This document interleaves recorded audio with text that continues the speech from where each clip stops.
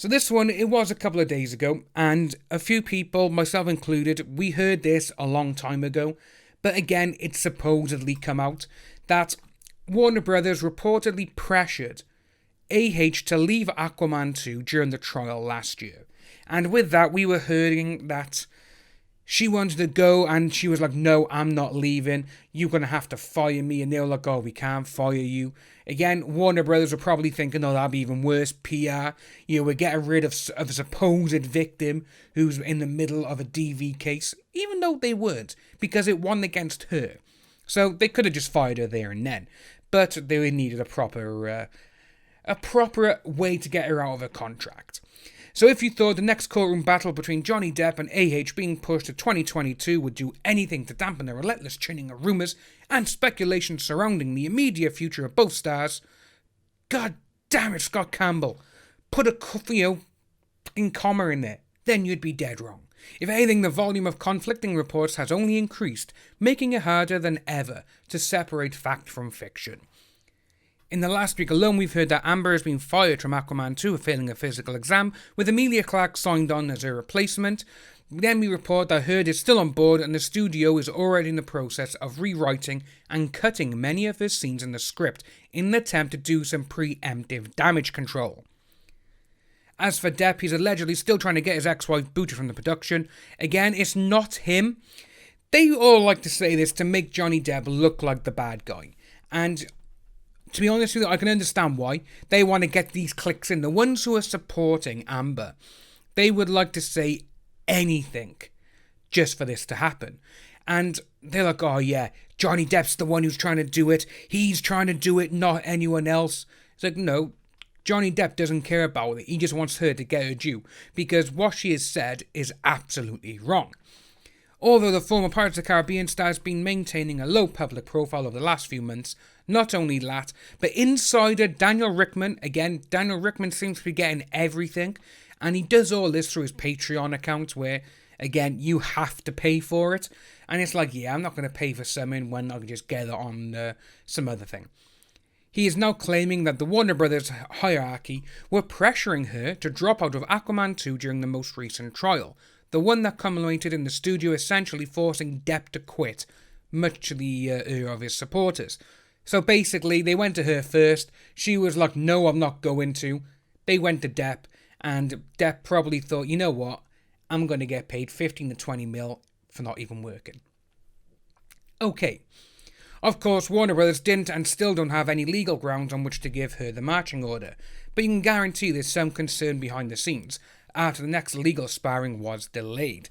But that's what he goes by there. But then, obviously, we saw a lot of stuff with James Wan, he's supposedly saying, defending her. Again, we haven't got anything from him saying that he is doing it. We've only got someone on the inside, well, this Daniel Rickman. Oh, an insider said that James Wan is actually defending her. He's the only one defending her. Well, James Wan is Atomic Monster production. A lot of his films are coming out through Warner Brothers and New Line Cinema. And with that, it wouldn't surprise me if they went to him, say something publicly or say something behind closed doors so it gets leaked out or whatever, because we want you to stay with us. If you don't stick up for her, you're not going to have anyone release your movies. And he probably went, right, okay, he's got to do it anyway. And he probably saw that he would have got fired off Aquaman 2 himself. Because, well, let's face it, Aquaman is all about Jason Momoa. They could get any director to direct a film and it'll probably have a little bit of a different look. Because let's just face it, Aquaman 2 is a stunningly beautiful film to look at. But James Wan, he doesn't need this bullshit. He doesn't need all this corporate crap going on. That's why all his films, apart from Fast and Furious 7 and the Aquaman series, that's why they're all literally just a couple of million. They're not in the hundreds of millions of dollar range for budget, because he can get to do what he wants. And we've seen him do that with the first Saw, the Saw series. The first Saw he directed, the Conjuring series, all those films in that franchise. You got the Insidious. He's got so many franchises out there that this guy can just be like, you know what? Yeah, let's just get out with this. I'm going.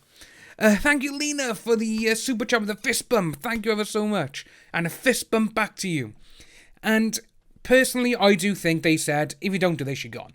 And he was just like, oh yes, please stay with us, Amber. Because, well, let's face it, every single time he's gone on social media, posting either to Instagram, Twitter, or whatever, there's no photos of her. It's all Jason Momoa, William Dafoe, Dolph Lundgren. She is not in sight. But then this comes over now to the next one, where supposedly Zack Snyder has backed AH and requested Warner Brothers to not replace her.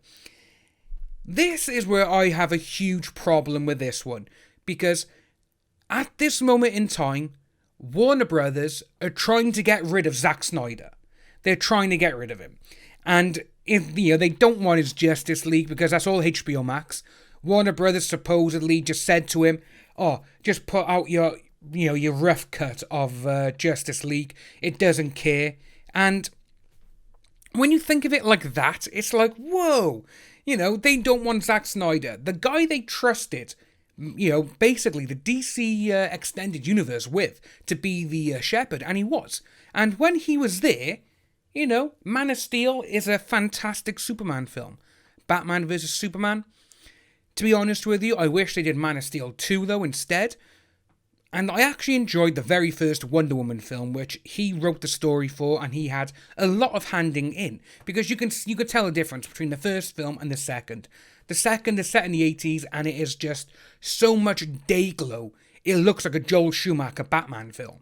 And then when you see the first Wonder Woman set in World War II, that is just tremendous. That is absolutely amazing. Not World War II, sorry. And it's just like, come on. Every single way that Zack Snyder has come out, they've tried to get rid of Zack Snyder, Warner Brothers has. And this saying, Zack Snyder backed Amber Heard and requested Warner Brothers to not replace her. Zack Snyder hasn't got that power. So, A. Heard is possibly the most hated Hollywood celebrity as we speak. Yes, she is. It doesn't take a genius to understand Warner Brothers will want to cut the loss and do some disaster management, thus leading to speculations that they are planning to get rid of her, just to later confirm that they aren't, and she is very much playing Mera in Aquaman 2. But this also reportedly has to do with Justice League shining director Zack Snyder. Again, it's not, because in Texas, over the last week or so, people on social media have been posting some absolutely epic photos of behind the scenes where Zack Snyder and a few other people have actually set up a Zack Snyder's Justice League behind the scenes look. There was photos, there was costumes. Warner Brothers shut it down. They said, no, get rid of it. If that's not, trying to mess with your director, then I don't see why he would go to bat for someone. Especially be like, oh no, you need to keep her. So this is why I don't think this is true. And plus, AH and her people came out and said, oh, I'm a big part of Justice League. Deborah Snyder, the producer of Zack Snyder's Justice League and also Snyder's wife, she came out and said, we did one scene which was reshot. That was it. And it's for the nightmare sequence. Yes, Amber was there. But then they were like, yeah, her name is not in the credits, in the main credits, in the trailers, that is. In the trailer, they normally put the people who are supposedly going to have a big part of said film. And we've got Jared Leto in the actual credits. And with that there, the funniest thing is, Jared Leto is only in the nightmare sequence. Amber Heard is supposedly only in the nightmare sequence. So why would they have Jared Leto's name up there and not hers? They put a few other people who were literally in the Snyder, not even in the Snyder Cut version, in the Josh Whedon version. They weren't even in the film for more than 30 seconds. And their name is in the trailer before her. So I personally think that her scene has either been cut or she is in it for just literally a background character, and that is it. That's what I think about it, and I think it's absolutely glorious. And this is why as well, again, it says there, as per report, and we got this covered, they're the ones who seem to be taking, Zack Snyder's, everyone's sticking up for her. No. No one is sticking up for this woman. And I think that is just absolutely hilarious. Because, like this says by this, she is probably the most hated person in Hollywood at this moment in time. And I think that's glorious because everything this person has done, everything she has gone out of her way to do, and her friends, I owe Tillett the lot of them. Let's just say they weren't exactly great. They've all said stupid shit, and they've literally just gone out of their way and been like, oh yeah, Gary, I don't care. Yeah, oh, he done this, he done that to her, oh yeah. When she was with him, why didn't any of her friends do anything then? Apart from shit in the bed, and spill wine and ruin the place. Because that's all they did. If you are new to the channel, please like and subscribe. Hit that notification bell for future updates. This video will be going out tomorrow in the little segments, and I'll see each and every one of you soon. Bye-bye, and stay safe.